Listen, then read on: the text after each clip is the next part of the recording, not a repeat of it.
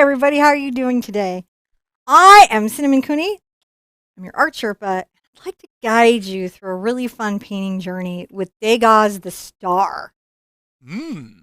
On the mic is my husband, John. Hi, guys. He makes interesting Skeksis style noises. I do. This is true. And I'm more yelping. And really, what a weird day. And tracks me with our cameras so that you guys can see every step of the process. The idea of this is that I'm trying to help you paint this for yourself at home. And I try to present this in a very simply explained manner so that as a new painter, you can follow along and maybe paint 2 or 3 steps above your current skill level, therefore gaining those skills. It's my plan. I like it. It seems like a good plan. It does. Now, there's a bunch of interesting challenges that we have by doing a reproduction of a Degas. We're not inspired by Degas, right? Because we're not painting the style Degas or doing another thing. We're reproducing a Degas.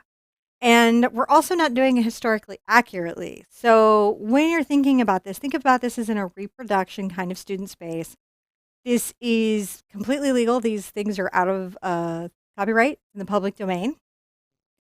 Where you would run into trouble is if you, like, say, tried to recreate the age and time of the paint and remade the paint and then signed it Degas and tried to sell it as a Degas, you'd get in a lot of trouble. But as long as you sign it Claire or Bob or Jimmy or Tom and you're like Degas reproduction, good.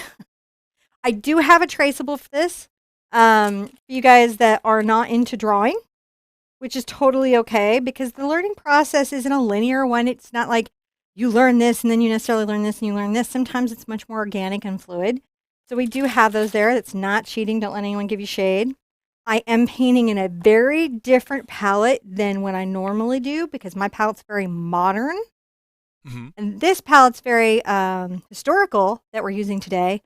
And also, he did that in pastels. So we got a lot of interesting challenges to how we're recreating this painting. Doing it on a 9x12 canvas board. And we do have wishes. We have the big wish that we have in this overall canvas is love and hope to all of those who need it. We're really wishing for people to have community, friendship, family, love in their lives, that nobody is alone. So that's our big wish in this canvas is that every person out there has another someone in their life that keeps them from feeling isolated and alone because it's very challenging to be by yourself. So if you're by yourself today at home, John and I would like to say hi. Hi, guys. We hope you're doing okay, and we hope you can paint along. If you can't, we hope you can watch along.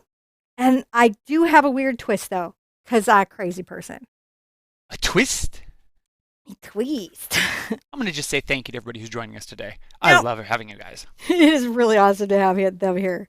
I've got 2 parts white to 1 part black. And normally what I would have you guys do is mix up a bunch of this, just like this. I'm using a palette knife. Just like this. Just like this. And paint the entire canvas this soft gray. See, when you work in pastels, you work on colored papers, toned papers. And then you build up colors around that tone. And that was really fun. However, I have this. Where is my rag? I have this. Fine. We're good, right? This is live. Really amazing stuff that I'm desperately excited to try. This is an unopened, completely sealed bottle bag of this. This is colored gesso by Holbein. Holbein is the best in the colored gesso world. Like if you like yourself some gesso that's got color, this is the one, and they do the metallics. As I understand it, a lot of companies have really tried to duplicate this or knock this off, and they happen to have a silver. And it's like liquid silver. It is like liquid silver. I had been playing with the gold one, but I've been dying to get into this one, and I said, well, this is close, right? Look at it. It is like liquid metal. It's like the Terminator from Terminator 2 is coming, and it's going to go, I come for you, Sarah Connor. So, I'll leave that down. Do you love that? So I'm going to use that because I think that's going to give me a really fantastic effect. I will include this. This is not sponsored, but they did send me a bunch of gesso because I had said I liked another type of gold gesso, and they were like, wait, maybe we're good too. And I was like, send it over, and then it turns out they are really good, and now I have to share that with you, but I haven't used the silver yet. So this is a first impression. I'm going to use a number 26 bright. I'm going to dip this in water and drag off the extra. And I'm going to load my brush with my silver gesso. You guys go with your gray paint. And I'm going to see how many coats of gesso it takes to make my canvas silver, because I think this is going to be pretty, but I could be super wrong. However, if it's on my canvas, it's not such a big deal. If it's on your canvas, it's a big deal. I expect, though, given the result I got from the gold, it's going to be super cool. It's super reflecty. Isn't it? How are the cameras doing? I'm going to adjust them. John's like, why are we doing silver gesso? I'm like, because it's here and we can, baby. Let's do it. It'll be really pretty with the ballerina. And John's like, but, and I'm like, they can do gray. They'll be okay. Okay, so the first thing I'm noticing, the issue with metallic colors is that they just have no pigment, like none. And so you have to paint and paint them. And I think I'm going to be able to get a very metallic background in 2 coats, which is crazy. Also, there's no drag on this. Drag is what we get in paint. Oh, you can see how silver it is on the black. Look at that. Oh, yeah. Ooh, so silvery. Okay, I'm fine. Now I'm going to dry mine, see what the color shift looks like, and hit it with that second coat. John's going to talk to you and explain why we sometimes do crazy things like this. But I have to say, I had words and everything on there, and if y'all have worked with metal paints at all, you know there's really only one other company I've ever recommended in the past, and now I'm adding this one to it. So now I have tried Golden and I recommend it, and I've tried Holbein and I may recommend it just a teensy bit more. Okay, let me dry. Okay. So while she's doing that, I will say, when you're at home and you're using your air mover to dry things, make sure you use it on the lowest heat setting. And that's because student paints can have color shift or sometimes cracking and some issues with heat being introduced to dry them. But just air helps the curing process, the natural process of the acrylic binder that's in there will just speed that process up. So just use air. And gosh, I want to say thank you to everybody who's just today. There's a lot of you guys, and we really appreciate you coming and spending time with us. I think that this is going to come together. Oh, the second coat. And again, the drag's even less. It feels like my paintbrush is got like nitrous in the engine. And it's going over grease. That's how little drag I'm getting on this. And I am just painting like the packs of canvases for Michaels right now. So you know how that can be, and no drag. And also, do you see this canvas just taking this gesso, this paint? Yeah. I could use this as a paint. I know it has tooth, but it has marble dust in it. It's fine ground marble dust. So it doesn't damage my brush as much. Just a thing you might not know. This is a Japanese company. They're very into their pigment. Yeah, they pride themselves on how they're able to improve the functionality of certain aspects of the paint. I was getting a chance to talk with the owner or the president of the company. I think so. Yeah, it wasn't the owner; he's the president. And but yeah, they were talking about that. That's what they really focus on is how to improve certain characteristics of the paint, and some of the smoothness that you're experiencing is what they pride themselves on. Well, they can feel that pride. They've earned it. As I understand, there is a great... This is really nice. Metallics are super challenging to work with ever. One of my favorite artists does her, she's famous for racehorses. She does all of her canvases gold. Mm-hmm. And before she paints them. And so now I'm doing them silver. If you get this, you have to let me know what you think of it. You have to let me know. I'm enjoying it. I'm going to dry it again, John. Okay. And you can keep telling them about the history. I'm loving the fact that I'm not seeing any color shift. The tracks and drags are really minimal, and that the pigmentation is like boom to my eyes. So I'm happy with that. So yeah, just as I can't say that I am a historian of paint companies, but I love chatting with folks. And Tim, I got a chance to chat with him, and he's the president of Holbein, and he got to explain some of the history and how they approach the philosophy of their making their paint. It was just really kind of nice. I guess a lot of Disney artists and a lot of comic book artists also use this. So that was, we're not totally. I'm not like super versed in. Look at her go. I'm not totally versed in like comic book art and such, but I do know that the comic book artists seem to really enjoy the coverage and smoothness. So I don't know.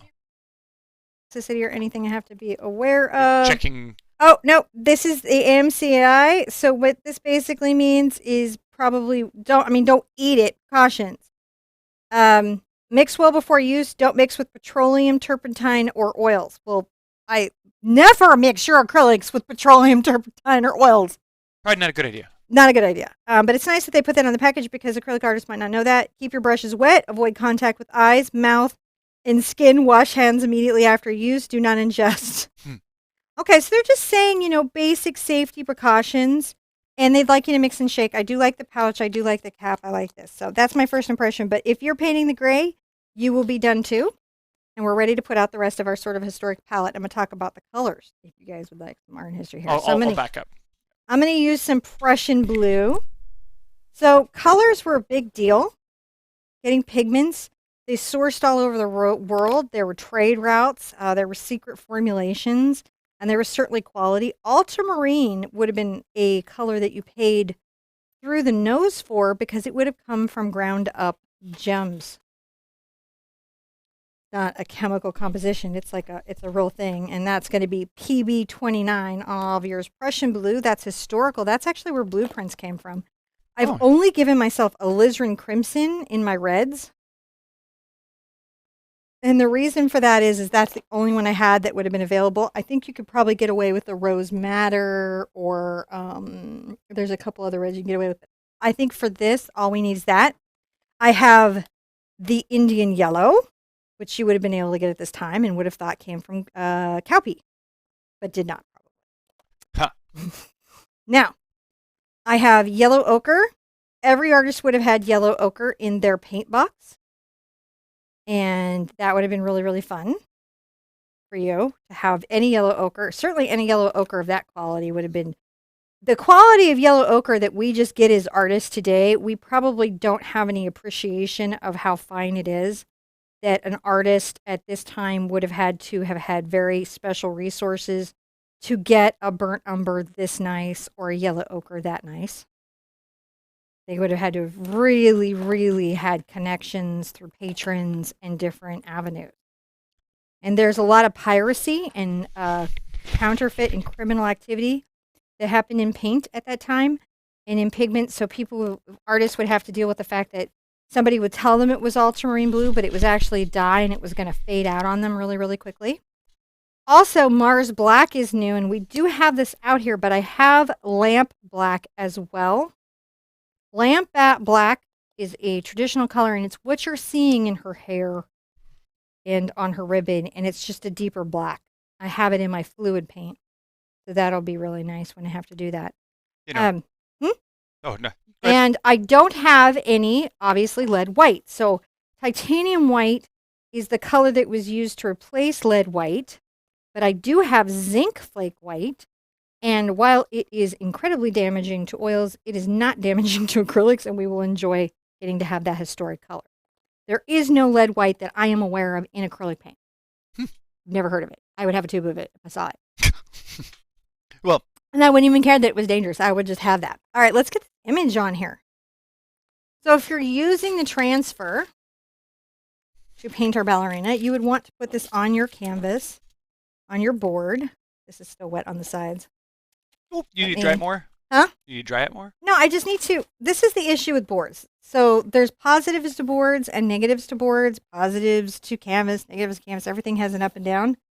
My issue with the boards is I paint very quickly, and I get a lot of paint around the sides that don't dry and gets on my hands.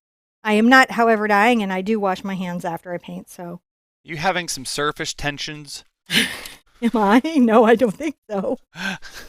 I don't know where my artist tape is, so I'm going to use my husband's painter's tape.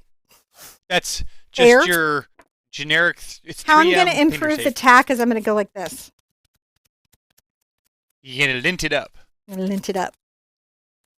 Get your kids, get your sofa, whatever you've got around, get your husband walking by, lint up your tape. people just be like, I seriously have like walked behind people who are like, it's a really good sweater. And they're like, we are not that good of friends. Stop it. Avoid belly buttons. I'm going to tape this down. Pocket lint is all fair game. Now I'm going to use my Cerl paper. I'm going to be using the bright yellow side down. And all I've really got to catch is my ballerina and my figures. I don't need to catch any of these little lines here. So I'm going to just put that there. I'm going to lint up another piece of tape. How you guys doing? You linting well? Yeah, they said they saw a dolphin in the gesso. So I'm not sure where it was. I see the dolphin. You guys are so creative. I love how you see. I have a really vintage faux marble in my shower. You know what I'm talking about? Mm-hmm. And I have found, I think I'm up to about 520 faces that are hidden in the swirls of my, what kind of plastic is that in there? It's very vintage. It's a type of plastic. So I'm going to tape this down so this doesn't move on me also. And we'll see how the gesso holds up against the tape because I don't know. Again, first impressions. You're getting mine. And I guess I'm getting yours. I'm going to put my vision enhancers on, my Geordie LaForge banana clip. Mm-hmm. And for those of you that remember clips and Geordie LaForge's visors, you get that joke. I'm going to come right here and just give her a quick placement in. How difficult is this on our scale of 1 to 3? You know, I had rated this at a 3 hoot because we had some particular colors like Prussian blue and alizarin crimson and Indian yellow. Though, guys, listen, you can get those colors in a lot of new paint lines right now that are economical. I know Abstract Acrylics from Senlier has a lot of the colors, including the zinc white, in pouches that are amazing. The hand is facing up, just so you know. It's a little awkward in his pastel for your reproduction, not for his art. Art perfect is just awkward if you're trying to reproduce it. And I'm going to give myself my little eyeshadows and a little shadowed upper lip, brows, and the basic hair shape. Oh, there's some flowers here. And let's give her a nice little delicate arm coming up as she dances for her patrons. Very tough life being a ballerina at this time. You know, I can imagine it's much easier now. We've mentioned patrons a couple of times already, man. Well, you can't talk about art like this without talking about patrons, because that is the only way the arts happen. And to that end, I want to give a big thank you and art hug to all the patrons that have helped us make it along the way to where we have. Couldn't be here without you, and we just love the support you've given us, and thank you so much. We have a little shape back here. We have a little ballerina that's back here. I'm going to just talk about her. I guess I'm going to just sort of talk about these loosely as I get to them. I may even change where they are expressed at. Now, are those people like behind a curtain back there? Yes. So he did this weird little thing about the way he painted, and these are the curtains, costuming, and set where people could hide. Oh, behind okay. the little sets of the shrubberies. I was like, what are they? And then they're ready to go. Dun, dun, dun, dun, dun, dun, dun. I guess if you've been to the ballet, you would know these things. Yeah. Oh, wow. That looks like a aluminum panel. Doesn't it? This is going to be really pretty. I'm actually really glad I went for this because I will personally be enjoying this painting a great deal. Now, we met the guys at Holbein 3 years ago. We met Yes. Golden, and we've met Senlier, and we've met Talon. We've been very lucky to meet all these companies. I don't talk to people though I don't talk about them because they pay me, and I don't talk to people because they pay me. It's really funny because people send me stuff all the time. I'll be like, look, you can send it, but I may not talk about you because I don't know you. If you hear me talk about it, it's because I think it's a good company. Yeah, if I mention it, it's a good company. And we try. We've said we love learning about stuff. So yeah, totally. All right, so I'm gonna take the smidgiest smidge of my alizarin because she's so fair, isn't she fair? Into my titanium white.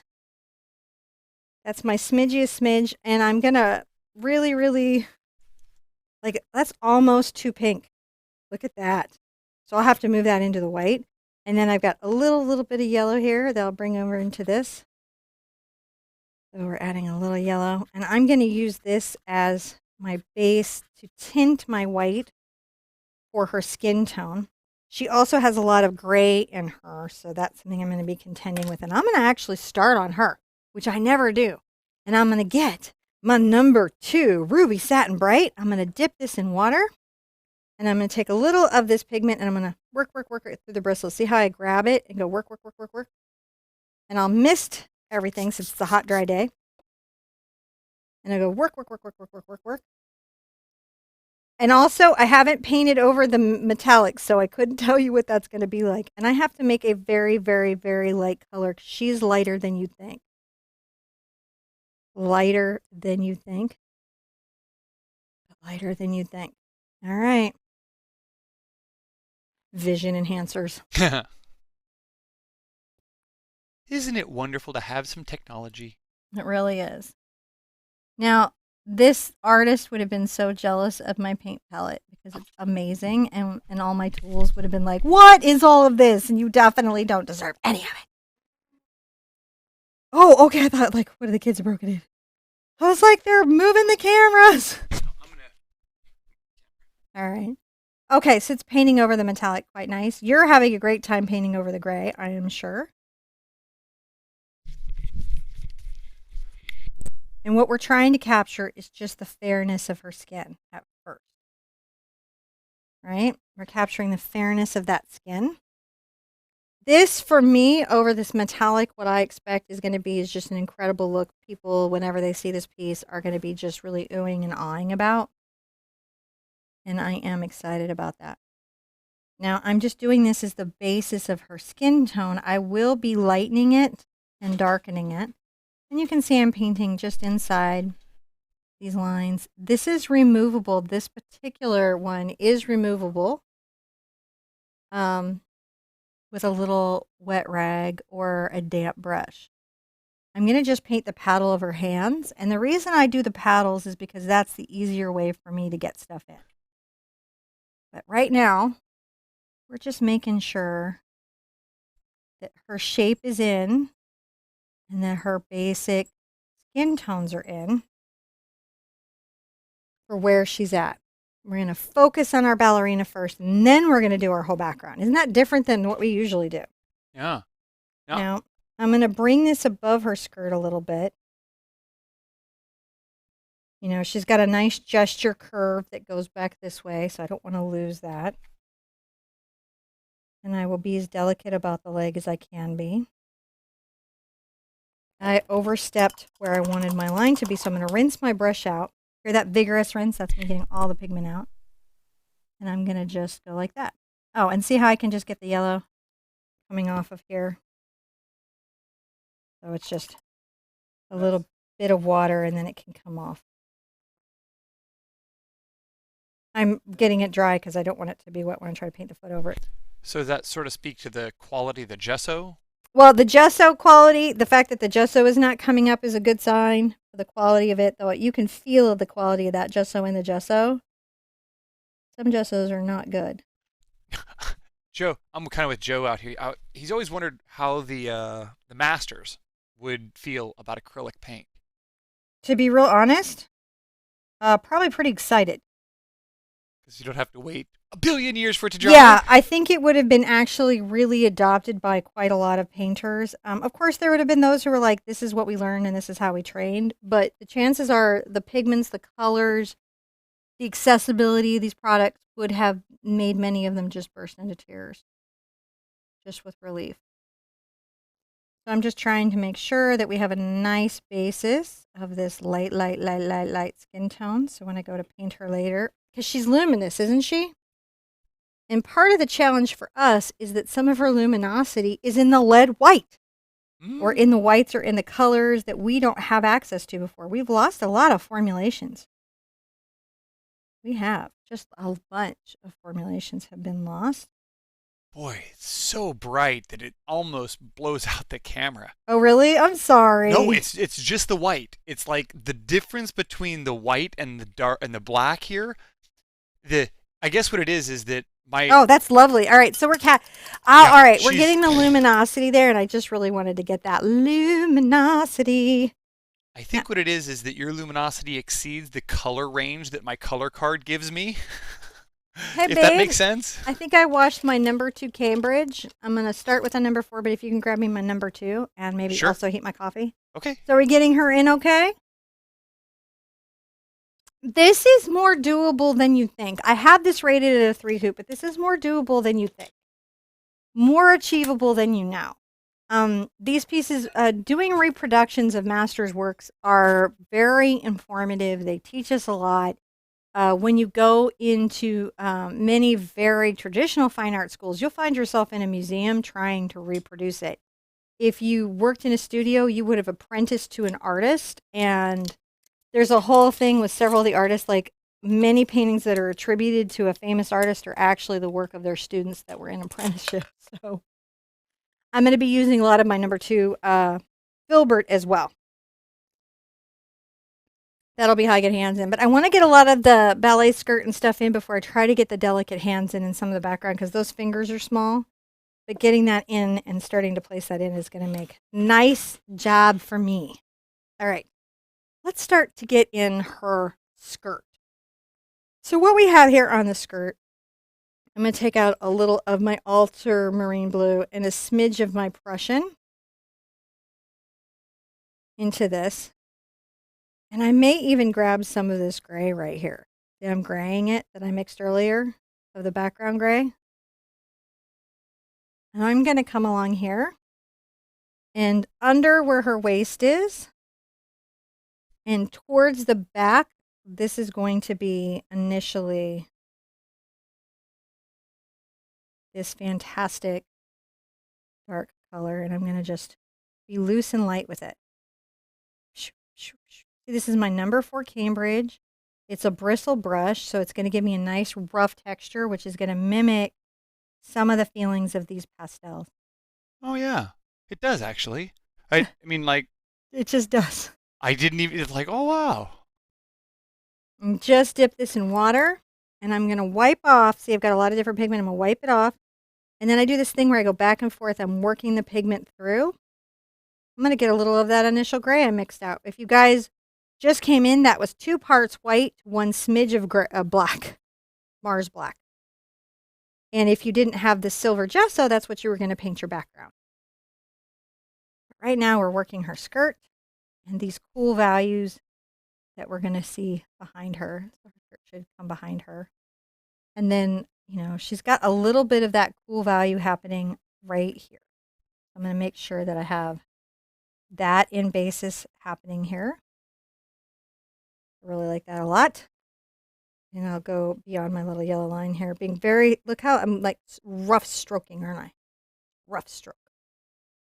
Now I'm going to rinse this out. And I'm going to get a little of my yellow ochre. Work it in. And maybe a smidge of my burnt umber. Work it, work it, work it, work it. It's going to be warm. It's going to be a little bit to the yellow, but not as saturated because, again, this would have been only available to a small percentage of high commissioned artists. And you have to realize that Degas was not in that moneyed group, right? Like at this time, there was probably portraiture artists doing still lifes that were getting the finest qualities of paint. I mean, you might not know. I might even get a little of the gray in there. Just muting it back. And I'll go into my titanium. There we go. This almost makes a titanium buff here. And I'm going to just make sure that I roughly add this to her skirt like that. See how we're doing? Is there a series of Cambridge that you're using? In what way do you mean? Like, is there a collection of them? Neil just asked, what series of Cambridge brush is that? And I was like, no, not by the brush company Cambridge. This is by Silver Brush. The brush itself is called a Cambridge. I'm on a number 4 bright. It's a mix of bristles and synthetic filament. Does that? I think that clears that. That answers the question. Okay. For me and Neil. For you and Neil. All right. So I'm just, I'm dry brushing here, and I'm going to dry brush right over that blue. I'll dry brush right over this blue. But you can see that the blue is sort of coming through here. And she's so delicate, isn't she? Just light and sweet dancing. Right there. For everyone. It's so pretty. It is pretty. It's all silvery. I dig it. It is, to me, an incredible joy, and I am super, super grateful for it. Now, I have some figures back here. So I have one guy, and we're going to take our Mars Black and our Prussian Blue, and we're going to work them together into the brush. I'm going to come back here. I'm going to just talk about him real fast. Give him a little leg. Got another little leg that's going to be disappearing off stage into the set. You know, and the thing is that there's a lot of him that we see, and then there's a lot of him that we don't see. And we are going to be really, really beholden to that experience and how we talk about that. So I've got the pure black right here. There's a little bit right there. And I'll add the white and some things to him later to show him. Because we'll see some of his face barely. I'm going to come over here, and I'm going to get a little of my burnt umber and this black together. I'm going to come from this corner, and I'm loosely going to just scumble that down and bring that all around here. You guys see that, how we're doing that loosely?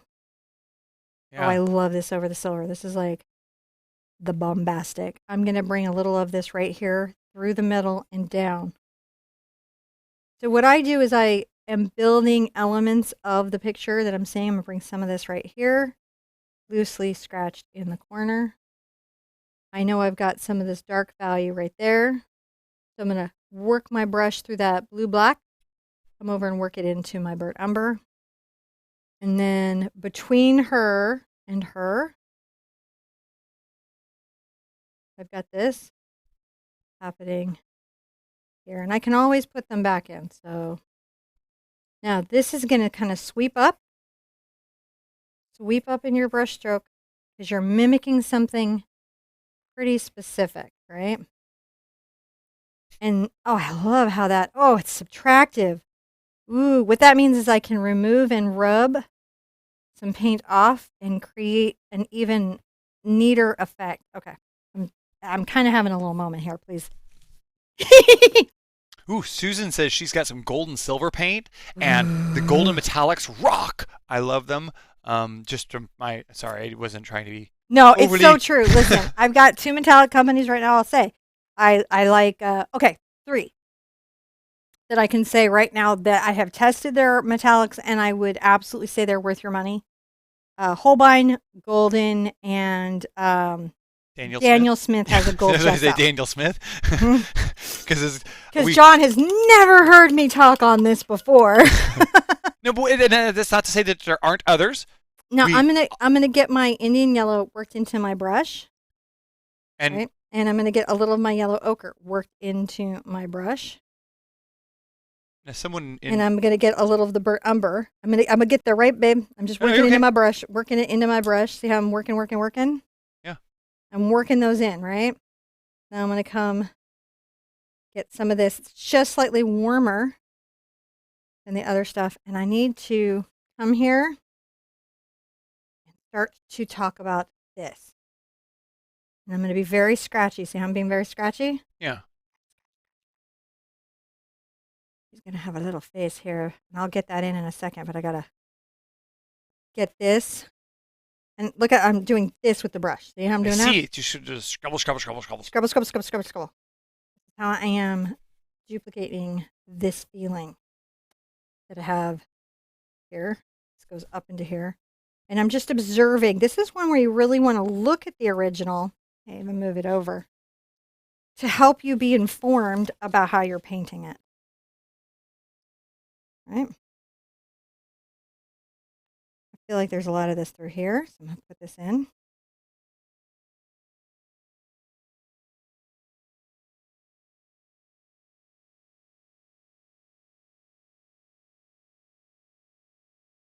And I'll even take this behind where I know I'm putting this ballerina in his face, because that will help me layer it in a very good informed way. And then there's something afoot right here. See how we're going? I'll take this out into that space.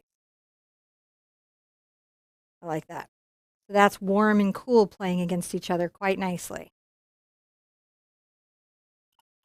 All right, you were asking me a question, babe. Oh my, no, I think let's see here. Someone was asking us where we buy our supplies from, and I would say primarily we get from Texas Art Supply and Michaels. Yeah. We have a Michaels 2 blocks away and a Texas Art Supply, 10 miles away. Yeah, it's like a 30-minute drive. Yeah. I would say that the coupon definitely calls me one direction. Yeah. So and also the closeness, but I like sometimes like if I because now they're starting to carry it. Michaels has Holbein online now. Yeah. They're starting to. Some of the products, Zero Papers online, they're starting to get this stuff because they're starting to carry it online. And then if you guys buy it, then they'll put it in the store. Here's the trick. You want Cyril in Michaels, you buy it, then they put it in the store. You want Holbein in Michaels, you buy a lot of it, they put it in the store. Anything you buy a lot of, they'll put in the store. Because they would like you to buy a lot of it. That's how it is. If you're in Houston and you're blessed enough to be near Texas Art Supply, you probably go by Texas Art Supply to get a lot of this stuff. Yeah, Texas Art Supply has an amazing selection of like crazy papers and very unique art supplies for working artists, and I think that's what you're going to find in a lot of those kinds of stores. Yeah. There's also one other store, Art Supply on Main. Oh yeah, Art Supply on Right? Main. And interestingly enough, Pacific Art makes their material. They're here in Houston. Oh yeah, Crazy Houston thing area. you might not know. All right. So you just wouldn't know that's an American company. I'm going to start continuing. I'm really loving this. Guys, thank you for letting me do this painting today. I really was in the mood for this. I'm going to get another scumbly brush. I think I'm going to get a number 8 Cambridge Scumbly Scumble. And I'm going to kind of get some of this effect that is rough and worked into it. So I'm going to get my burnt umber. I'm working it in. I might even dip a little bit. I just dipped the tip of my bristles. Like it's like this much of a dip. I don't know. Can you see it? Yeah. It's barely any water, and I just dip just to work it in there. I don't want to soften anything. And I'm going to get some of my Prussian blue and put it in there. Not my black, interestingly enough, right? But I could. I'm going to use the Prussian blue. I'm going to see how that. Yep, that's what I want. So I'm going to very gently, I'm doing scumbling, scruffling this around and around her. Now I'm tempted, I'll leave some of my silver showing through because I think that's powerful. I don't have the Viridian green, so I'll make some green using my colors that I have here. But right now I'm just trying to get that effect.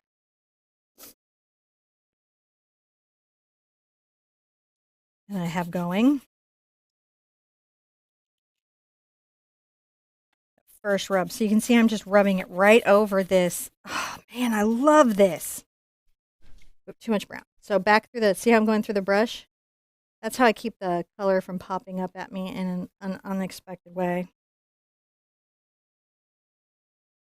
And around her kind of delicately. Oops, not delicately enough. How I'm going to fix that boo-boo, where I got a little enthusiastic, is to get a wet brush and just come right here and lift it right back off. See how I did? Oh, yeah. If it's dry, you can get away with that. Just trying to age up this like space. I know I've got somebody to add there. I'll put her in. I'll go ahead and age that. And then while I'm here, I can still come back and do another little run here, right? Of pushing this back and aging it a smidge. Like we would have, and I'll add some of this here. They're just putting that there of these sets that he did. I'm loving this. There were some folks here saying big. They were having some trouble getting some of the brand name copy papers and things overseas. Mm-hmm. Yeah, and it was more expensive. Having personally said, I use the chalk method and it works just fine. So if you just rub chalk on the back of your traceable colored chalk pastels, not oil pastels. Chalk pastels. Rub them on the back. Colored kids chalk, rub it on the back, and it'll do the same. So. Yeah. You don't have to buy that specialty paper. It is convenient for our show, though. Yes, and it's convenient if you're painting a lot. Yeah, but, use what you got, man. You got to use what you got. I'm going to get that blue kind of going up in here. All right. Which I really feel strongly, when I looked at it, is the ultramarine blue. So I'm going to load my brush up pretty well with that. I might get a smidge of my burnt umber into it to make it a little less pop. And I'll go ahead and get my, maybe even my zinc. There we go, my zinc. How do I feel about that? Could go lighter though. So right there. So I'm just looking for the lightness. And I can always come and test that on my paper to see, am I light enough? We'll never think to do that. And then when you are, there you go.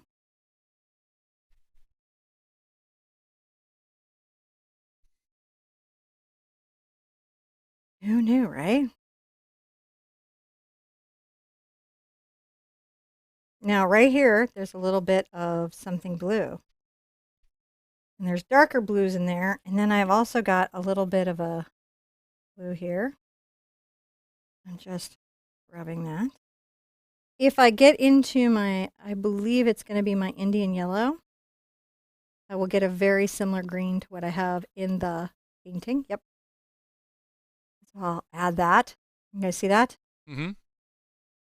And then over here, there's just like this, even more green than that. So I get a little more blue on there and a little more of my Indian yellow, working it through, working it through. And I'm very light on here. Right up to her dress, like I'm seeing in the painting. Anywhere, I'm going to be kind of hard on John as I dance around, but I'm just noticing that. You're like, I'm sorry, babe. I can zoom out though. You might need to. I'm having a run around the canvas moment. Whoosh. Sometimes you have a run around the canvas moment, and you've got to do that, right? Gotta be the brush. See how that's looking. I feel like that's so pretty. Caddyshack fans. I get like a little. Okay, I'll rinse out. I'm gonna switch back to a smaller brush. And get right into my number 4. I'm gonna get a little of my Prussian blue loaded on here. Not Prussian, ultramarine, and a smidge of my Prussian. And this time I'm gonna get my zinc. I want it to be a little bit darker and the color not to have changed too much. And I'll come right here and I'll add that little touch of blue. And then there's a. You still dancing there? I'm gonna probably be moving through here. All right, I'll come in a little closer. I'm just trying to. What I'm really trying to do is just talk about what I'm seeing. Where do I see colors? You know, where do I see the colors? I see a little more Prussian and a little zinc. I see some color like right here and a little dark above this. And I'm just looking for anywhere that I see these colors peeking at me. Look for the peak. Oh yeah, there's a little peak right there. And then for sure, I had one here, didn't we? And it even got a little green, so I can just go right into my yellow and make a little deep green. And put that right there. And I'll get into my Prussian, because it's going to want a dark green in here. Oh, there it is. So you see, sometimes like changing your color palette's good for how you're trying to recreate something as well. A little of that there. Now we're going to put our distant dancers in. So we know there's one hiding here. Let's get a little Prussian with a little bit of our burnt umber on there and some white. And we're going to say that right here, hidden from us, she's waiting to come out. And then she's got another little friend right here waiting. Now, little foot. I will be correcting these in a little bit, but right, I'm just trying to get some, like the little bit of thought they had going there.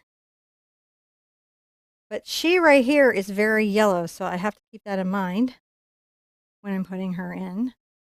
And always come in my girl with just a little bit of color where I feel like I'd want to make myself happy. And I'm going to get my small little brush here. I'm going to get a little of my gray and a smidge of my yellow ochre, and I'm going to work them together. Because our fellow is in the background, isn't he? So let's put our vision enhancers on.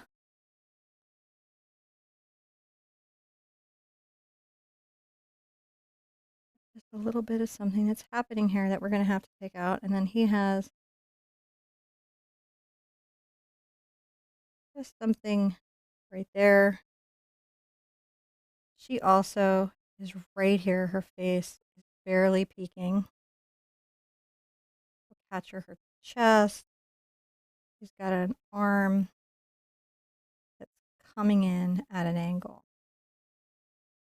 Now I'm going to get a little of my burnt umber. Shade some of that. And I'm going to get a little of my black. Oh, there we go. Shade that even more. And then he's got this sort of in shadow, and then it's like this little touch of something, and it's just about how little can you say and still get it said. I'm going to take a little of this black here and So looking at this, it totally could be like there is a ballet dancer like on the beach near some caves in the ocean. But it's this is the it's that's behind the stage, and I like that's so interesting. Yeah, that's where they live, right? They're behind the stage doing their thing. Now she's got a little leg right here. And I guess Degas was a big fan of ballet. Well, and also if you're trying, yes, and if you're trying to paint figures, who has them where you have access when you need it. Yeah. Right. There's a little forward leg. This actually, interestingly enough, in the back has gone quite white.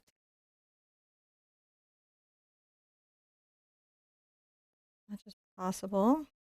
Now, interestingly enough, I'm going to get into my Indian yellow and work it right through. A little of my white, but I am right into my Indian yellow. Her little bodice right here is quite bright. Oh. And then we're going to come here and just make sure that this is here, coming out in that way. And then we're going to get a little more Indian yellow. And just even a little bit. A little bit. A little bit. You don't want to get too much because then you're going to be super duper bummed. Now I'm going to get my Prussian blue and my burnt sienna. I'm going to work them together. More blue, but still getting that gray. I'm going to go ahead and make sure that I talk about this front a little bit. His tux. Yep. He may have a cummerbund on. We can't quite tell. A little bit of a shoe here. But we can tell he's not wearing spats. At least not white ones. A little bit of a shoe there. And then just a little bit of, she's like stretching out in a position that's important for her dance. So we'll put that back here, just the tip of the toe, right? Now I'm going to just come in. I'm a secret fan of 19th century men's fashion. It's not that much of a secret, bitch. All right, I'm adding just a little more white. I'm going to make sure that I've got that, and I'm going to just continue to roughly make sure her tutu is in. All right, let's see. What do you know? We're getting there. Indeed. We're getting there, right? Now, she has, and I'm going to get into my little detail brush, a little bit of some interesting sort of black, and I'm going to get into my lamp black maybe. She has a little bit of a neck thing here. And he went ahead and gave her a little shadow there. He has a little bit of this particular black on his guy, so we're going to make sure that we have that as well. Pitch of a hat was implied here, and then also a touch of a something was implied there. We want to make sure that we're capturing those things. And we're trying to capture the movements. I'm adding that little shadow coming out. And I'm going to come back here and just look, I'm just adding that darkness behind her. That's a great rock band. All right, so it's coming more and more together. So now we're just down to the colors here and then painting our wonderful, wonderful girl in, aren't we? You know, we can get a little bit of our Russian into here and our burnt sienna back and forth, and a little bit of this. I also see something important that's happening right here. And I'd like to get one more layer of white. That's right here. A little bit there.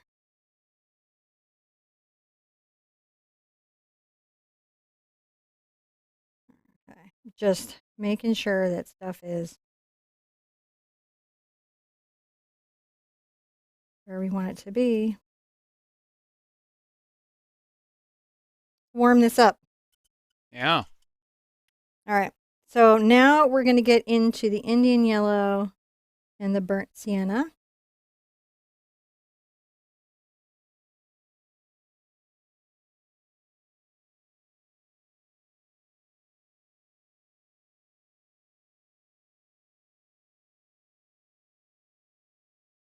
And I'm just warming up that layer of backstage set.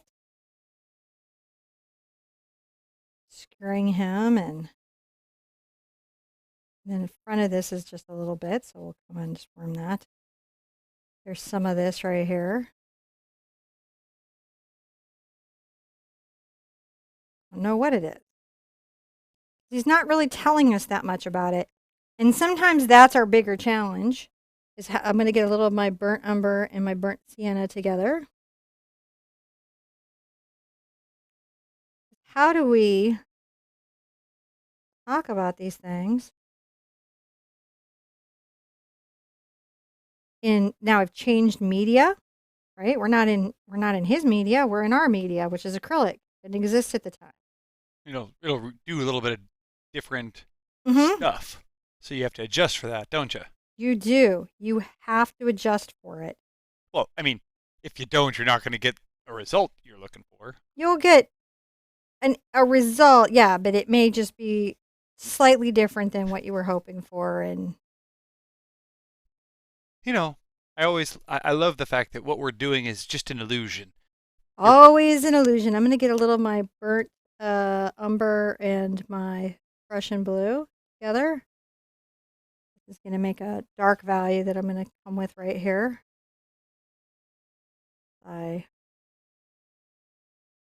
Then there should be another little layer of this breaking down. Which black are you using there? No blacks. Burnt umber, Prussian blue. Before that, were you using one on his suit? Lamp black. Lamp black. Okay. And make sure that this is dark the way it's supposed to be coming out here.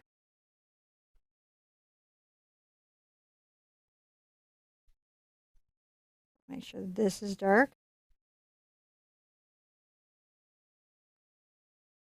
And then, pushing that back. Now her hair, I'm going to go ahead and just get some burnt umber, and I'm going to say,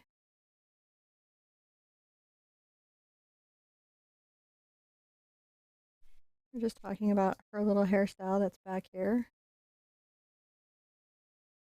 That's all we say about it. And yet, as soon as we say it, we start to see her be there. See how we're doing? Mm. I'm going to switch into a smaller brush. I'm going to go down to my number 2. I'm going to get into my black. I may take a little of my Prussian into that black. I'm going to come right here. And I'm going to try to scribble and scruffle a bit like he did.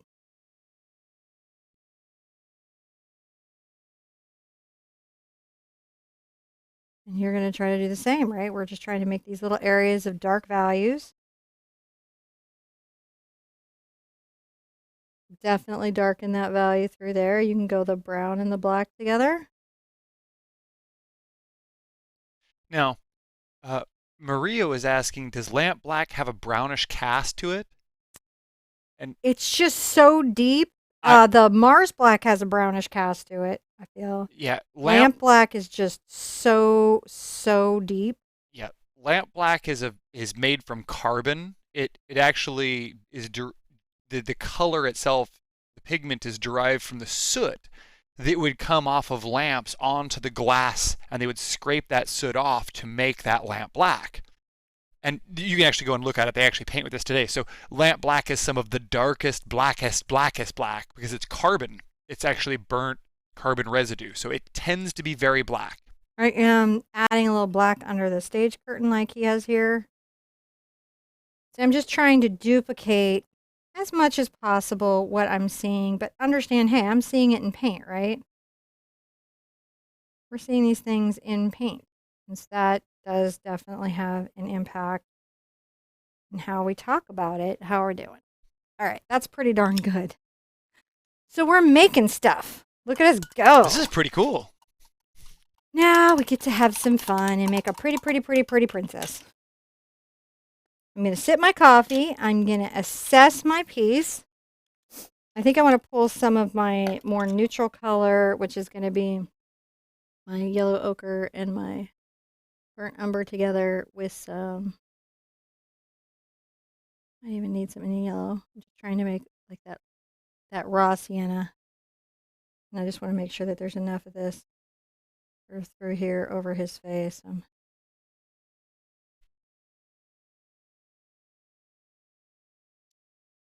Add a little highlight to her face. There, we're just doing. As we layer it, can you guys see how it takes on that crazy pastel effect? We layer these things and make those marks in that kind of a way. We get a pretty darn good pastel effect. I'm actually kind of tripping out on this. Really fun. So how are you guys feeling? Really good. Everyone was really tripped out by the idea of lamp black. And oh yeah. Now, Victoria was just asking, how often do you guys go live? And I'm all like, the time. As often as those little gnomes can run out there and let you guys know. Yeah, it's pretty much that's pretty much what it is. I'm gonna put I see a little burnt sienna back here, and I'm gonna be kind of a fussy. If you'd like to know more about our live notifications, go out to our website, TheArtSherpa.com, and right there on the main page, you'll find out information on how to sign up for our notification system that we sometimes call gnomifications, because the gnomes deliver the texts. Right? Yes. So funny. I'm really loving the silver. Yeah. Can you see this? Oh yeah. We can see the shimmer as the ground. But guys, I've always said this. Binocular vision. Oh, there it is. Yeah, with binocular vision, you can see the reflection subtleties between the left and right eye. You just can't get with the camera. I love when I get to do it though with the camera twisting. Yeah. There's just not enough words to say how much cooler these things look in person than they do in real life. I'm getting a little of my gray. And I'm going to come up here and on her forehead, I'm going to gray that out. I'm also going to come to her neck. And I'm going to bring in a little gray clavicle. Got another little gray clavicle right there. This is shadowed in a bit. And then we're going to just bring this back this way somewhat. I'm on my number 2 filbert. Let's shadow at the elbow here. Now, most of this is going to end up being in shadow, so I can start talking about that. And then I'm going to start putting back in my hand. So, lots to go on.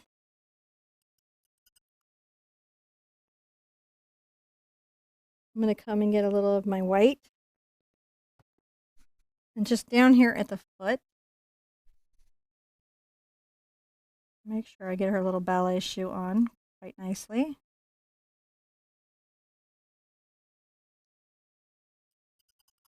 And what I love is I'm going to take a little of I've got a very dry brush and I've got some of my Mars Black, and I'm going to come behind this and loosely sketch this line. And then there's this.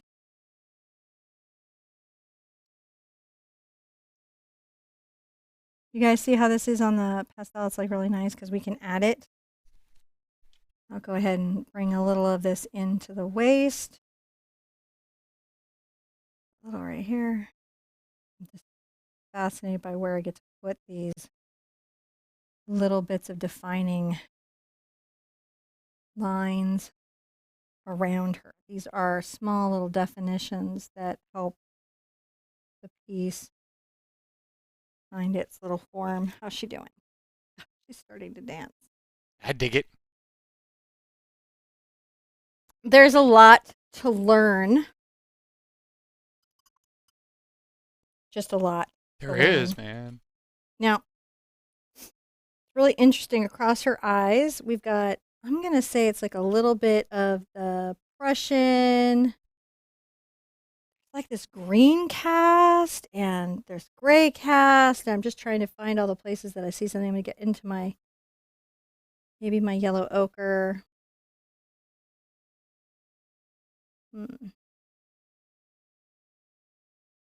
Just trying to find a color here that's fascinating to me. All right. We got a little gray to that.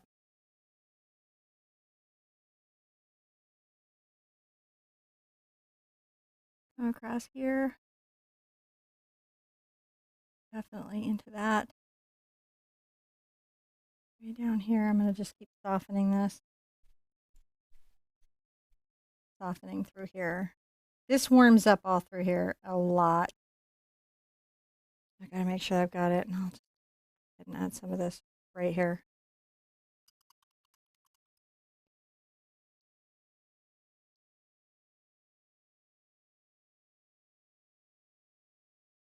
Little of the Prussian blue and the Mars black. I'm going to just really soften out. I'm going to get some of my zinc. Zincs are powerful things. And they'll let us play with color in a very delicate manner as we need to. I'm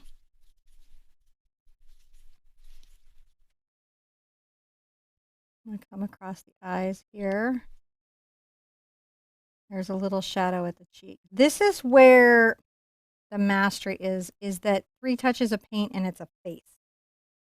I'm going to make sure I have my shadow inside my hand and also inside my hand before I get into my delicate brushes. I've got my skin tone still left over from earlier. I'm going to load that on my brush and get quite a lot of white into it. I may even get a smidget of the alizarin. Oh my goodness, smidget.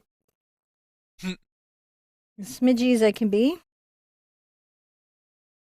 I'm going to make sure that right here, the cheek, across the neck here, I think down the front of the bodice, I've got a bunch of this highlight, and then let's, just one there. Underside of the arm, guys. Up the back side of the arm, first line of the hand. Am I doing okay, babe? Okay. And I'm just coming up the front of this arm, and I'm softly scumbling back and forth. And then also, I now have to get back. I'm going to get back into my gray that I had from earlier.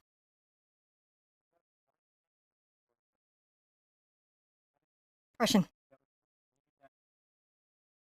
So you made that gray with the Prussian? I think so. I don't even remember now.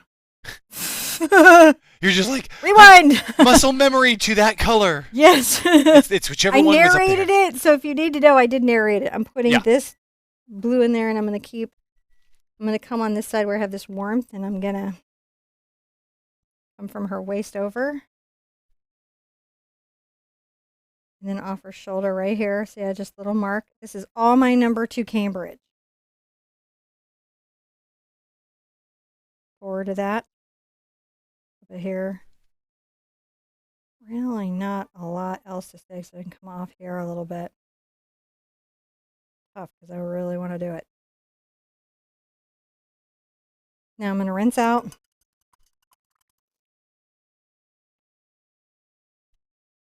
My skin tone. My white. Smidge of my red.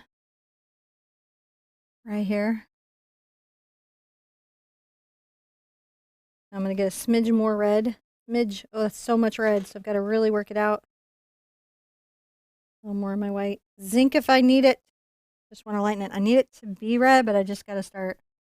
Nope, I guess I got to go redder than that. This is like, you're so incremental. There we go. Right here. There it is. There it is. There it is.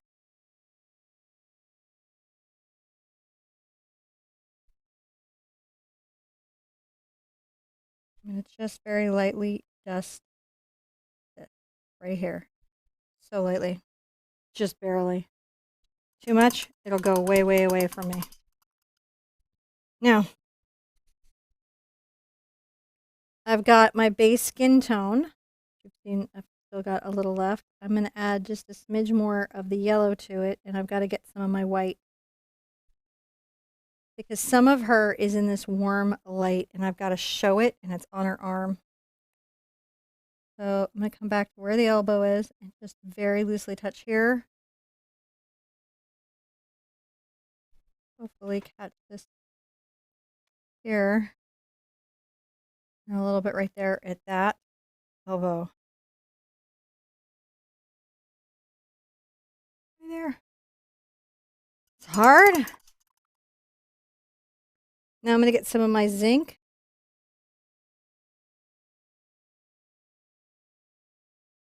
I'm going to make a little bit of that right there. And I'm going to start pulling my zinc. This is just the zinc over some of this ballet dress. You guys seeing this? Yeah. Just my zinc. Because it's transparent, it will start to lighten everything up. It needs to be lightened and feel delicate. Like this part right here. But not take it to a space that is so unlike the original that it looks too modern. Because even though we're painting this, we still want it to feel like the original piece, right? Feel like it's an homage to that. Now I'm going to get a little of my Indian yellow on here, and I'm going to work it through. I'm going to get my zinc, a lot of my zinc. And let's add some of these little pops of light. See them? Into the screen. Yeah. Very important. Pop. Pop that light. Pop, pop. Right here. Pop, pop, pop. Look at that. Yeah. So little touches, right? You're popping it. Little brush. Get your little brush. Get your tiniest little brush. And now let's face it. I'm going to get a little of just my yellow ochre onto my brush. I've got so much. I've got to really work it off. I've got to get quite a light color. I'm going to come right here between these two cheeks, and I'm going to do the underside of the nose.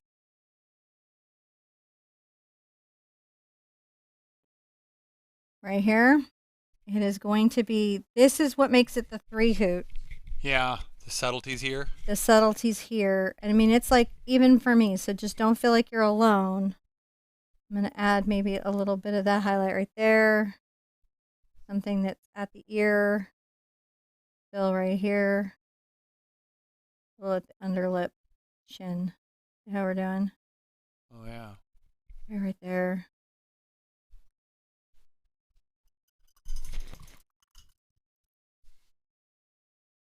I'm going to get a little of my black Prussian blue and work it into the brush, and my brown.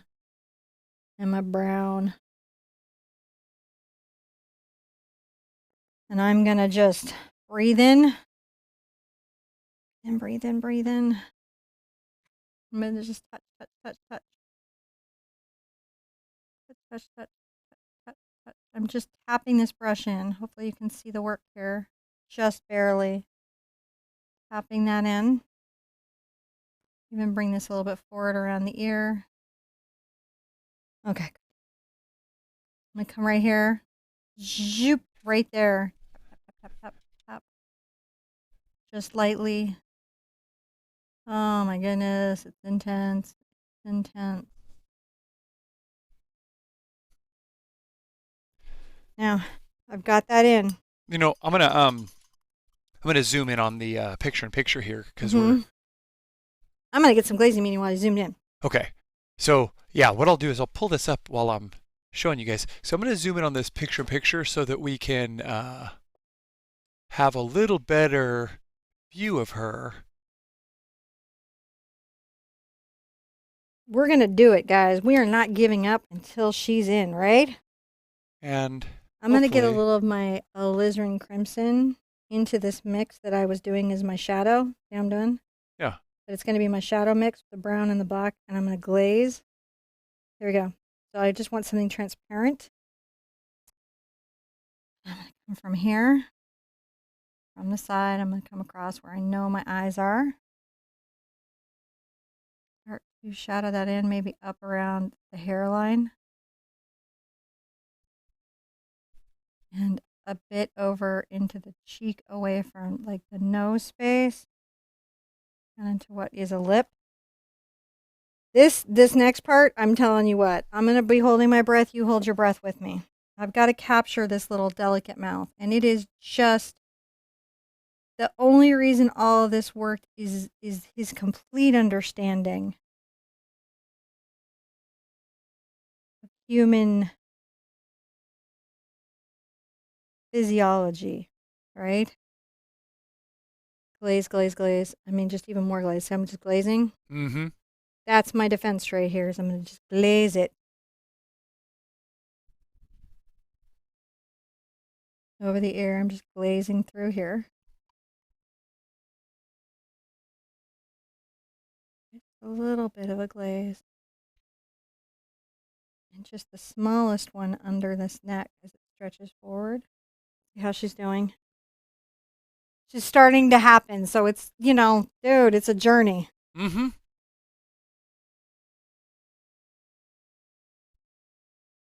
Okay. I'm going to get my zincs. Just very carefully zinc in some of this forehead and lighten this up in a way. I also need to get like kind of a shadow here and then also a glaze because I've got to lighten this weird little spot to connect the nose of the face so we don't end up having like this little weird pig nose. Oh, here we go. I'm just moving these things incrementally, space by space. I don't give up, I don't panic. I breathe, you breathe. And you realize that it is by making little micro adjustments to the things that we see. Now I'm going to come in the middle of that lip, bring the chin down just a smidge. Get a little of your white here.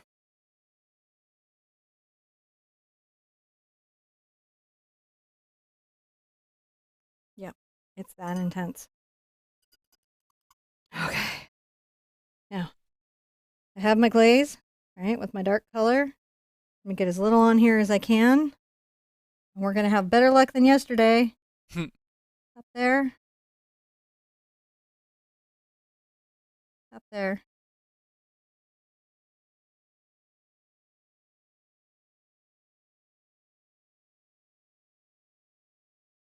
There she is. You see her? What's happening? She's dancing. She's giving everything she's got. Every bit of her soul out there on the stage. Whatever else is happening in her life, right here, she's perfect.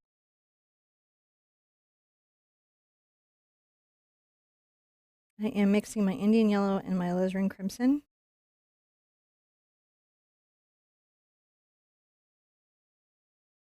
Right there. And I'm going to put some right here.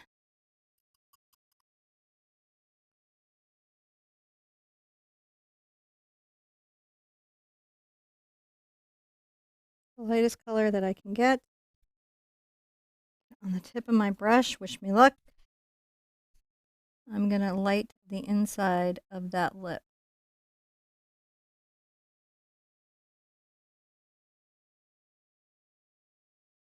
Harder than you think. Pull her into that space.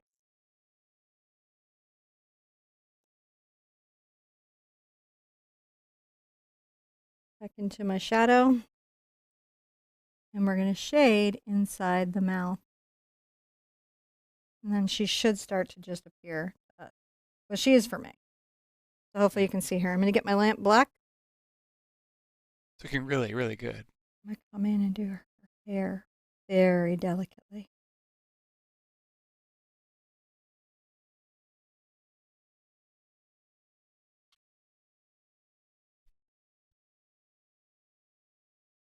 Be precision. Breathe.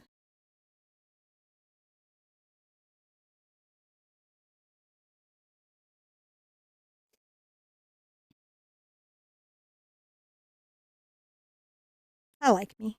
Oh, I like it. I like that I paint. I do. I like it so much. I'm going to get my gray smidge of my crimson into it, right?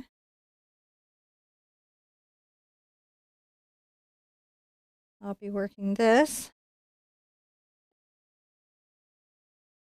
My small brush.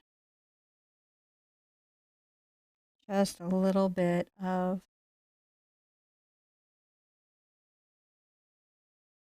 light for where the hands are. Here too. Thumb crosses in. And her fingers are lightly there. This is, a lot of this is so in the light. So now I'm going to get a little of my Indian yellow, smidge of it, into my brush, and a lot of my white. I'm going to come here, and I'm going to light the inside of my thumb, the fingers that are outstretched in the inside of that hand. Just that.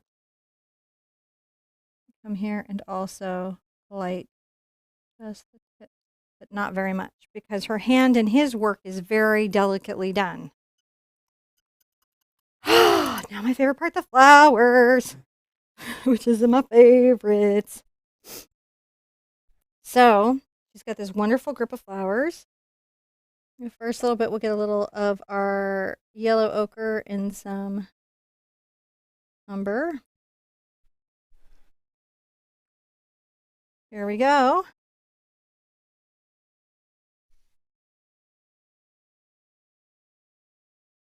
Tap these in, right?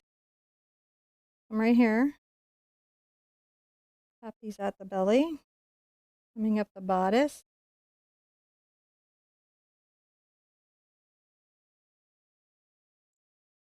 This is officially one of my very favorite projects I've gotten to do on the channel. Yeah. I am adoring how this is coming out. I think a lot of people are feeling that way. I just am really loving it. I'm going to get a little of my Indian yellow and be playful. I'll get my zincs. Just super fun for me. I had a little of that yellow right there. There. Pop here and there. And now we've got the flowers.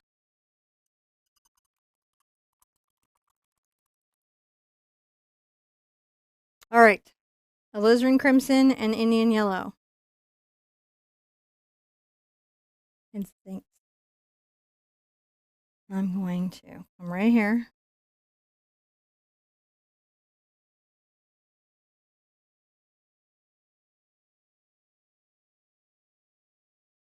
Okay.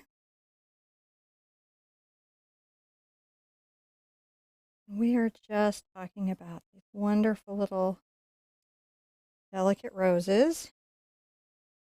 She has, I'm getting my Indian yellow and my alizarin crimson as I go.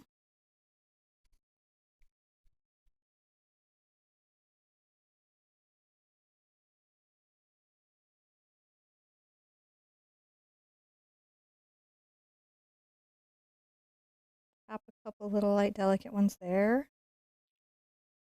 A smidge of color there.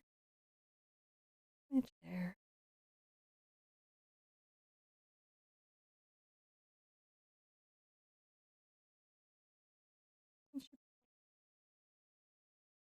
Beautiful, isn't she? And we're not even done. We have a little tiny bit left. This is really nice. We've been cooking like right along here too. Really? Yeah, I mean, like we're only an hour and 20 in.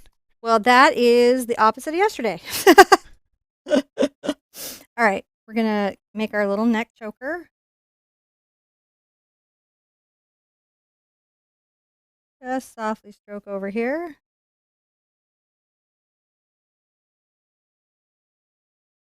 This is very important. What we're seeing. I'm into the lamp black here, by the way, for this. Also here,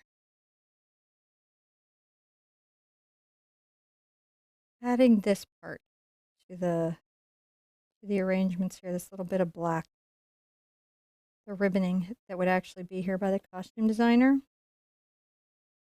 See what my friend Zoe thinks of how I did. Now, how do you sign a reproduction? Some people like to sign it Degas on their name, but you're not Degas.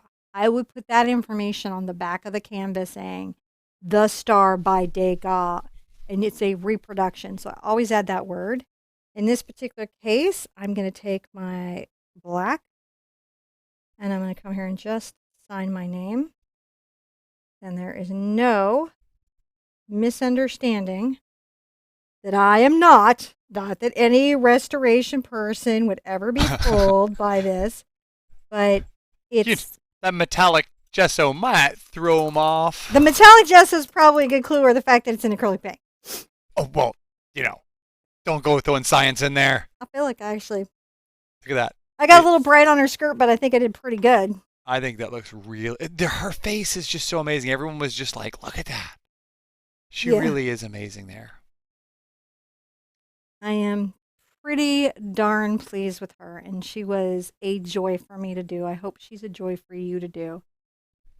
It's been a joy having everybody out here. It has been. I cannot tell you how much John and I want you guys to be good to yourselves and to be good to each other.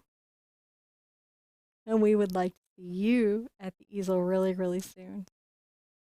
Bye-bye, guys.